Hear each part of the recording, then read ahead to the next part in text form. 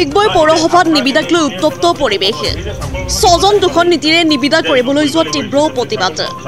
নীতি বহিৰ্ভূতভাৱে ডিগবৈৰ নিবনুৱাক বঞ্চিত কৰি কেৱল মাত্ৰ ৮জন ঠিকাদাৰৰ মাজত অনুষ্ঠিত কৰিবলৈ লৈছিল নিবিদা। প্ৰায় ১.৫ কোটি টকা নিবিদা ডিগবৈ পৌৰসভাই ঘনিষ্ঠ ঠিকাদাৰৰ মাজতো অনুষ্ঠিত কৰিবলৈ লোৱা তীব্ৰ প্ৰতিক্ৰিয়া। নিবিদা বাতিলৰ বাবে মহকুমাধিপতিক দল সংগঠনৰ স্মাৰকপত্ৰ প্ৰদান। কাৰ নিৰ্দেশতো ডিগবৈ পৌৰসভাই ১.৫ কোটি টকা নিবিদা লুণ্ঠন চলোৱা ব্লুপ্ৰিণ্ট ৰচিছিল, তাক লৈ এতিয়া সৰ্বত্ৰে চলিছে চৰ্চা। ডিগবৈৰ পৰা অমিতাভ গগৈ ৰিপৰ্ট ইছা 24x7।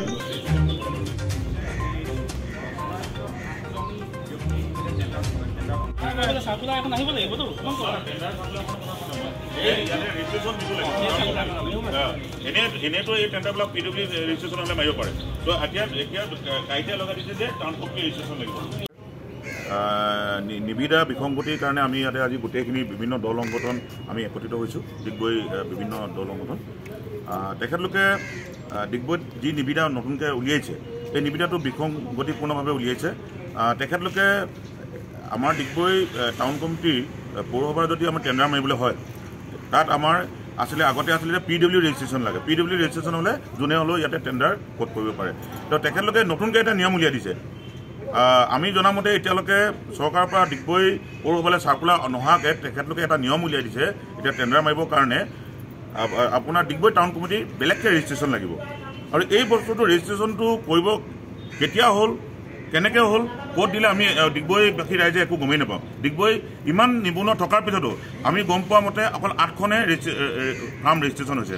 গতিকে এইটো এটা বিসংগতিপূৰ্ণভাৱে ইয়াত ডিগবৈ পৌৰ সমিতিত কৰিছে আৰু ইয়াৰ আমি তীব্ৰ প্ৰতিবাদ কৰিছোঁ, তীব্ৰ ভাষাৰে গৰিহণা দিছোঁ। কাৰণ ডিগবৈত ইমান নিবনুৱা থকাৰ পিছতো তেখেতলোকে এই কামটো কিয় কৰিলে? আৰু ডিগবৈত আমাৰ ঠিকাদাৰ সন্থা আছে, ব্যৱসায়ী সন্থা, বিভিন্ন সংগঠন আছে।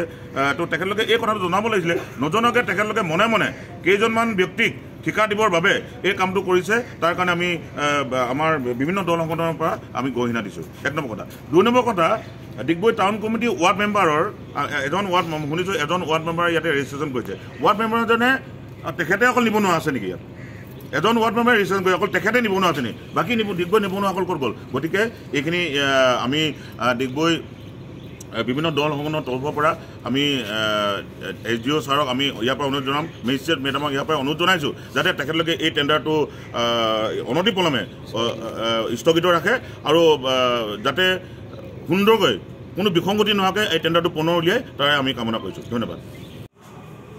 তেওঁলোকে যিটো অভিযোগ কৰিছে যে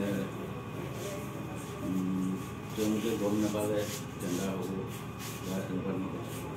চ' এইটো ক্ষেত্ৰত মই এটা কথা ক'ম, আৰু এতিয়া আমাৰ চেয়াৰমেনো নাই। চ' এইটো এটা বৰ্ডৰ ৰিজলিউশ্যন আছিলে যে বৰ্ডে ডিচাইড কৰিছিলে যে লোকেল ৰেজিষ্ট্ৰেশ্যন এটা হ'ব লাগে। আৰু আমিও খবৰ পাইছোঁ যে এইটো একচুৱেলি তিনিচুকীয়া মিউনিচিপালিটিটো আছে বা GMCটো আছে, PWDটো আছে। PWD ৰেজিষ্ট্ৰেশ্যন থকা ইয়াত কৰিব পাৰে তেনেকুৱা নহয়। আৰু এইটো ক্ষেত্ৰত ইয়াৰ পূৰ্বেও টেণ্ডাৰ হৈ গৈছিলে, তাত থকা নাছিলে, তেনেকুৱা কোনো লোকেল ৰেজিষ্ট্ৰেশ্যনৰ বুলি কথা নাছিলে। মানে এইটো লোকেল ৰেজিষ্ট্ৰেশ্যনৰ কাৰণে কিবা গভৰ্ণমেণ্ট চাৰ্কুলাৰখন আহিছে নেকি? মোৰ হাতত নাই, মই দেখা নাই। তেনেহ'লে যদি নটিফিকেশ্যন নাই তেনেহ'লে আপোনালোকে বৰ্ডে ডিচিশ্যন লৈ আপোনালোকে ৰেজিষ্ট্ৰেশ্যন কৰিব পাৰে নেকি? সেইকাৰণে সেই কুৱেশ্যনটো সেইকাৰণে বৰ্ডক পিছত প্লেচ কৰিব লাগে।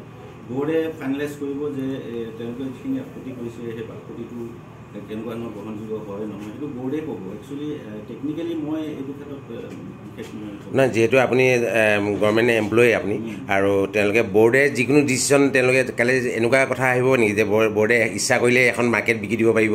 তেনেকুৱাতো আপোনালোকৰ ডিপাৰ্টমেণ্টৰ টাউন কমিটিৰ যি department head of the department, সেই ডিপাৰ্টমেণ্টৰতো অৰ্ডাৰ লাগিব ন যিকোনো এটা হেৰি কৰিব হ'লে? যেনেকৈ আপোনালোকে যি টেণ্ডাৰ আজি হয় না, বৰ্ডেতো এনেকুৱা কিছুমান মানে হেৰি আমি সেইটোৱে ক'ব বিচাৰিছোঁ যে বৰ্ডে এটা লিমিট টেণ্ডাৰৰ কাৰণে তেওঁলোকে ডিচিশ্যন যে ল'ব তেনেকৈ কাইলৈ যিকোনো মানে জনহিতৰ হিতান্তে ডিচিশ্যন ল'লে আপোনালোকে কাৰ্যকৰী কৰিব নেকি? অস্বীকাৰ কৰা নাই, বাট মই এইটোৱে কৈছোঁ যে এই বস্তুটো একচুৱেলি বৰ্ডৰ ওচৰত প্লেচ কৰিব লাগিব। মেটাৰটো বৰ্ডৰ ওচৰত প্লেচ কৰিব লাগিব। এতিয়া চেয়াৰমেনো নাই, আৰু মই বৰ্ডক জনাম যে তেওঁলোকে এইটো অভিযোগ কৰিছে, আপোনালোকে এই ক্ষেত্ৰত কি ডিচিশ্যন লয় জনাব। বৰ্ডৰ সিদ্ধান্ত এগেইনষ্টত মই